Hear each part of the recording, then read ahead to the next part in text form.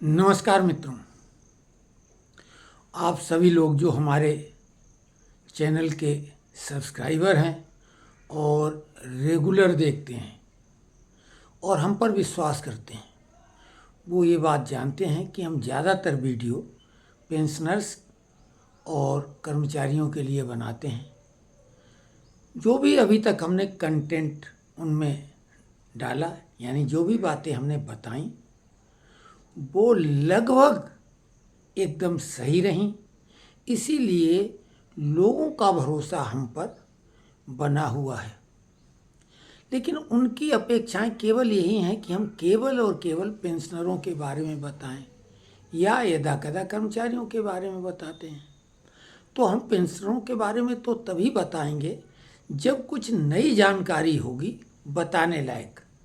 आपने देखा होगा इस समय कई यूट्यूबर भी खुद इस स्थिति में है कि वो क्या बताना चाहें, वो खुद गड्ढमड्ढ हो चुके हैं। जो बल्ले बल्ले खुशखबरी गिफ्ट जैसी खबरें चलाते थे, वो गाहे बगाए अभी भी कोशिश वही है, लेकिन हम देख रहे हैं उनके व्यूअरशिप बहुत तेज़ी से घटे हैं। क्यों?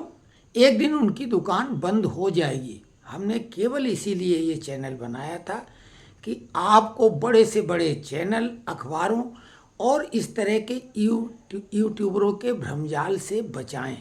ऐसा बिल्कुल नहीं है कि इस चैनलों में केवल अफवाहें और फर्जी खबरें होती हैं। उनमें बहुत कुछ सही जानकारियां होती हैं, लेकिन वो आपको छन्ना लगा के छाननी पड़ती हैं।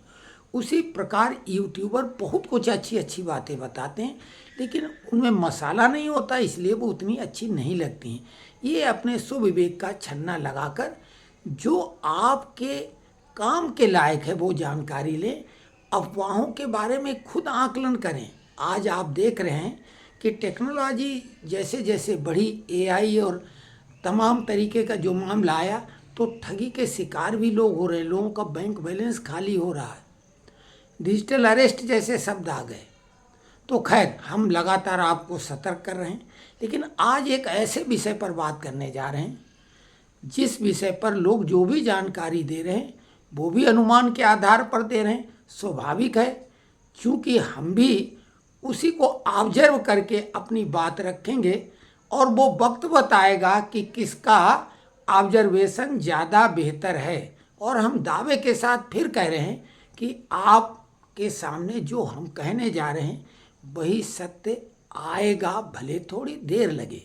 एक मित्र ने हमसे पूछा, वो हमारे रेगुलर मित्र हैं, वो हमारी कोई खिल्ली नहीं उड़ाते हैं। उन्होंने गंभीरता से पूछा कि पंडित जी, पीओके कब मिलेगा, भारत में शामिल होगा? क्योंकि हमने विमान हादसा जो हुआ उसको टालने के लिए एक अचूक सुझाव दिया है। उस पर हम आगे फिर बात करेंगे, लेकिन आज उस टॉपिक को साइड में रख के बात कर रहे हैं, तो वो हम बताएंगे वो भी बात।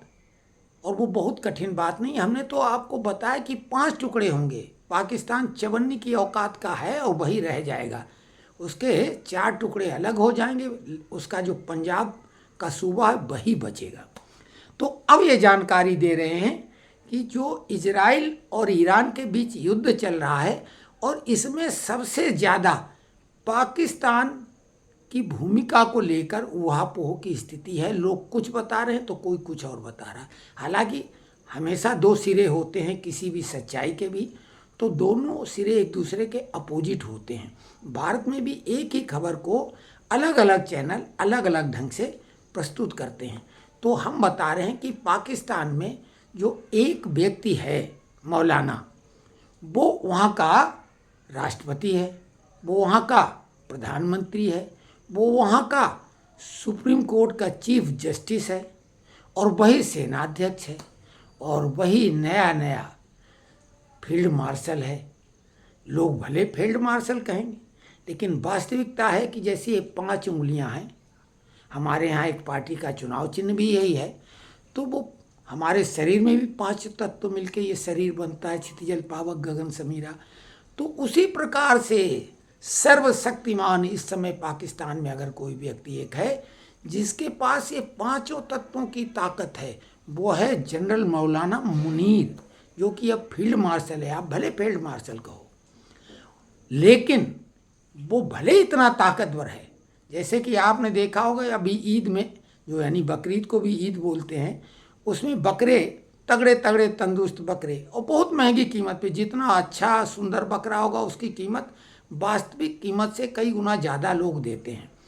तो ये बकरीद का बकरा बन चुका है, क्योंकि ये बहुत तगड़ा तंदुरुस्त है, इसलिए एक बकरा उनको चाहिए था। किसको? जो दुनिया का चौधरी है। कौन है? डोनाल्ड ट्रंप इस समय है, क्योंकि अमेरिका चौधरी है, जो राष्ट्रपति होता है वही उस कुर्सी पे बैठता है। डोनाल्ड ट्रंप जो आए वाए साए की बात करता है वही उसकी स्ट्रेटजी है, बिल्कुल वैसी है जैसे भारत में राहुल गांधी, भले आप पप्पू कहो, बालक बुद्धि कहो, जो भी कहो, वो खल बुद्धि है, षड्यंत्रकारी है, उसका वही तरीका है। जैसे फिल्मों में कई कलाकार सफल होते हैं, कुछ नायक की भूमिका में होते हैं, कुछ खलनायक की, तो कुछ कॉमेडियन की, तो उसी प्रकार से कॉमेडियन भी सफल अभिनेता होता है। तो ये भूमिकाएं बटी हुई हैं। देश हित की बात तो नायक करेगा। अब रही बात कि इस समय विश्व का सबसे बड़ा राजनीति में अगर कोई है सितारा तो वो है नरेंद्र मोदी, और वो आंकड़े बताते हैं, जैसे क्रिकेट में रिकॉर्ड बताता, मोदी को अभी तक 23 देशों ने अपना सर्वोच्च सम्मान दिया है। उसके अलावा भी कई पुरस्कार उनको ऐसे दिए हैं विभिन्न देशों ने, देश के विदेशों ने, अन्य संस्थाओं ने, और यही नहीं यूएनओ ने, वो अलग हैं, लेकिन 23 देशों ने सर्वोच्च सम्मान दिए हैं। और अगर बात की जाए भारतीय प्रधानमंत्रियों की, तो भारत में केवल 3 प्रधानमंत्रियों को 2-2-2 करके यानी 6 यानी दुनिया के देशों ने सर्वोच्च सम्मान दिए थे। जवाहरलाल नेहरू को 2, इंदिरा गांधी को 2 और डॉक्टर मनमोहन सिंह को 2, कुल 6। मोदी को 23 पुरस्कार मिल चुके हैं। तो मोदी को ऐसे तो वो पुरस्कार नहीं मिलेंगे, अभी तो ये संख्या बहुत बढ़ेगी, क्योंकि भारत चाणक्य की भूमि है, लेकिन उनको लोग भुला दिया, उन्हें तो दफन कर दिया गया। लेकिन हमारे प्रधानमंत्री जी अपनी सनातनी परंपरा और जो हमारी पुरानी संस्कृति है उसको पूरी तरीके से आत्मसात करके आगे बढ़ रहे हैं, और उसी का ये परिणाम है। तो इस सारी घटनाओं के पीछे मोदी की घोर आलोचना हो रही, लेकिन उससे कोई फर्क नहीं पड़ता है।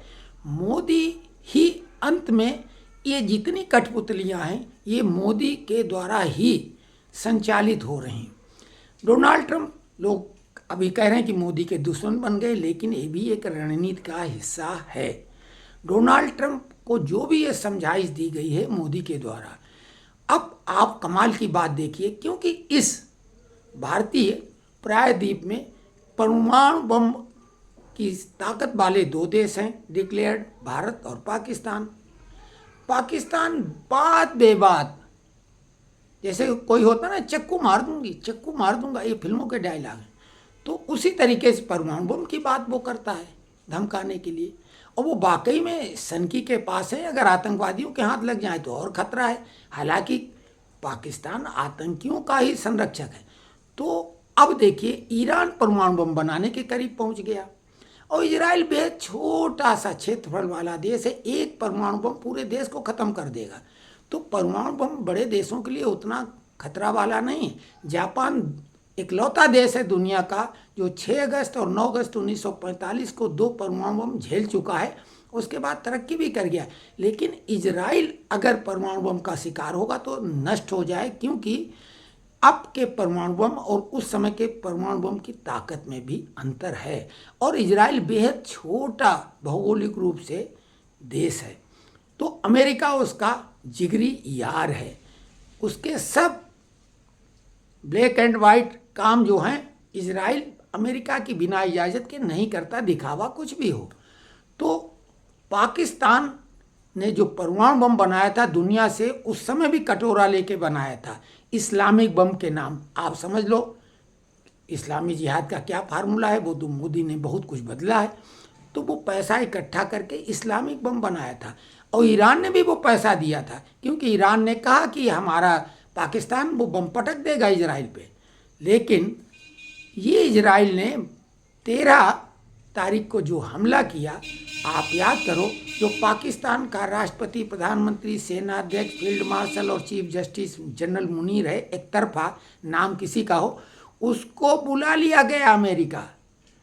14 जून की परेड के नाम पे मीडिया में खबरें चली, लेकिन उसको 12 जून को बुलाया गया, वो पहुंच गया, क्योंकि अमेरिका बुलाया, मुनीर न जाए, पैसे चाहिए, कटोरा लेके, अमेरिका तो कटोरे में कुछ भी डाल सकता है। अब क्या होता है, जनरल मुनीर वहाँ पे बुला लिया गया है, ये एक तरह से बंधक है वहाँ पे, क्योंकि इतनी लंबी यात्रा दुनिया का कोई भी सर्वोच्च नेता कहीं के लिए नहीं करता है। आप कहेंगे नेता, बिल्कुल नेता, भाई सब कुछ उसी के हाथ में है। और वहाँ पे अमेरिका ने वो डर खत्म कर दिया पाकिस्तान के परमाणु बम वाला, ईरान के परमाणु बम का भविष्य में न बना पाए, इसका फुल इंतजाम कर दिया गया है। तो दोनों देशों का परमाणु बम खत्म कराने का काम ये हो रहा है, और इसके पीछे आपको लग रहा है कि नेतन्याहू हैं या ट्रंप हैं, खेमनई पगलाए हुए हैं, तो ऐसा बिल्कुल नहीं। कहीं न कहीं अदृश्य डोर जो है वो मोदी के हाथ में है, और सिलसिला दिखाई भी देने लगा। 35 मिनट की जो बातचीत हुई है, तो अब होगा क्या, ईरान परमाणु बम बनाने लायक नहीं रह जाएगा। जब तक ये तय नहीं होगा तब तक ईरान की बर्बादी होगी। बदले में इजराइल को भारी नुकसान हो रहा है, लेकिन उसकी रिकवरी कर ली जाएगी।